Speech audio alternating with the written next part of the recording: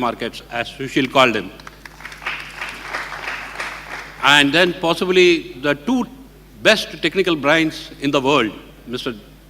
McNeil as well as Mr. Ramki. So possibly I don't think you would have asked for more than this in this panel. Possibly I think we will be enriched with a lot of the thoughts during the panel discussion and possibly go home, possibly knowing what to do in the markets. Anyway, of course there has been turbulence in the Indian forex market since 2012 and rupee has been in the limelight for some time. And of course we have had actually in the last 20 years of rupee, we have had phases when actually rupee used to be very quiet for a long period of time and then which we call some sort of a triangular consolidations and then break out on the upside or downside after a long period of consolidation. So whether at, let us say, 62.45, rather 63.45, whether we are going to break out on the upside or break out on the downside, that everybody, of course, wants to know. Now, as first we will touch about some fundamental aspects, and there is no better person than Anand to set the ball rolling. I'll just ask Anand, just to explain us the BOP dynamics. Of course, for those of you, actually BOP is nothing but the balance sheet, external sector balance sheet of the country. Whatever that receipts comes in and payments that go out. So at the end of it, any exchange rate naturally depends on what is the BOP position of that particular country. So Anand has been a vocal exponent about the BOP dynamics of late and possibly what are the constraints that he sees, number one. Number two, what is that the BOP right now suggests about the positioning of the market. These are all the two important aspects I would like Anand to talk about. Thank you, Tyaguji. As a preamble, two quick points. Tyaguji mentioned that between us we have 200 years of experience. That's not an indication of our age, okay? We are all very, very young at heart, particularly the man at the bank opposite corner, right? Second thing, while he was expounding on all of us here, I think one of the foremost experts we have on the panel is the moderator himself. Before the panel started, we all agreed. So I was privileged enough to be part of a panel, I think 3 years ago, Tyaguji, where the first discussion on the fact that gold imports is a problem was pointed out by Tyaguji. And thankfully, RBI was there to take notice and did something after that. So at some stage, we will all ask Tyaguji for his views as well, because I think we all will be very keen to understand what's happening there. On balance of payments and RBI's mopping up of dollars, etc., this is always a difficult thing to have in front of technical analysts. Have a discussion about fundamentals. I always fear that there might be some rotten tomatoes waiting for coming my way. So if you can just hold back for a minute, I'll try and come to the conclusion really fast. Okay. The first supposition and the first proposition is that the vulnerability in the FX market has been growing dramatically over the last 15 months or so, which means the positioning has become extremely one-sided.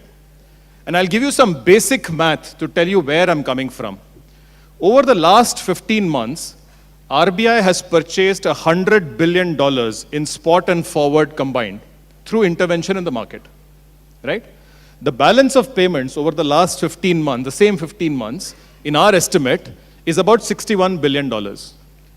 Now, if RBI is purchasing more than what the balance of payments is, one of the reasons for that is leads and lags. Exporters selling for future receivables and importers not buying, right? So $39 billion, which is a straight difference between balance of payments and the actual purchase by RBI, is net short dollar, short foreign currency, long rupee positions built up by domestic participants straight away, okay? It doesn't stop at that. By the way, there is no rule that balance of payments should be equal to what RBI purchases. Remember that that balance of payments includes $55 billion of FII inflows.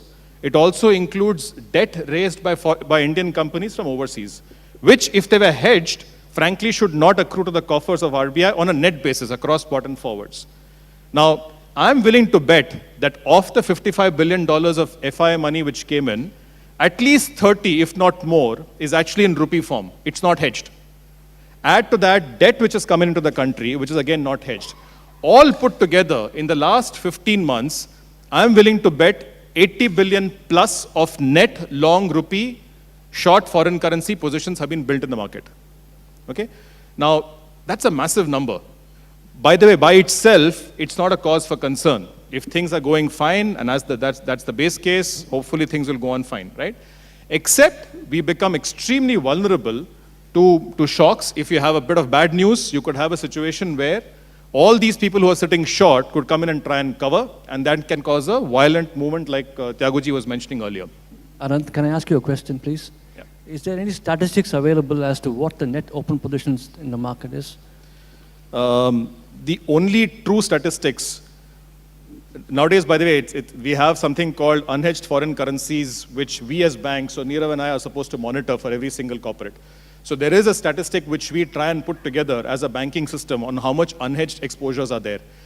But frankly, a composite one has to have both external as well as internal. It needs to look at what the FI position is, it needs to look at what domestic position, it's not easy. Which is why the thumb rule that I'm using, which is very, very back of the envelope, please again, don't throw things at me if actually the position is very different from 80. But back of the envelope positioning, this is a good indicator as any other, right? Now, obviously the fact that things changed the last 1 year, last one and a half years, we're all very bullish about India, the financial markets clearly went very high on sentiment and still reasonably high on sentiment.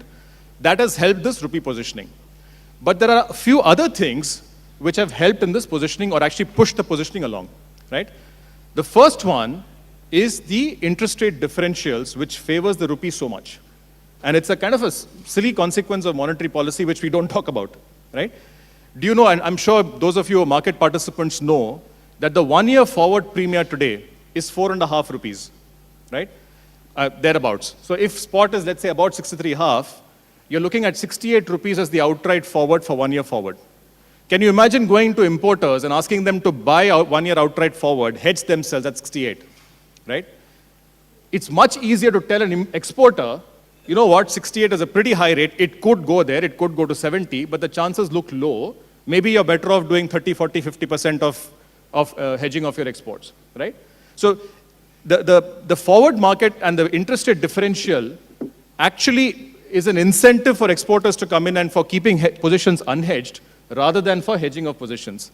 And by the way, this is one of the consequences of RBI's own intervention in the market.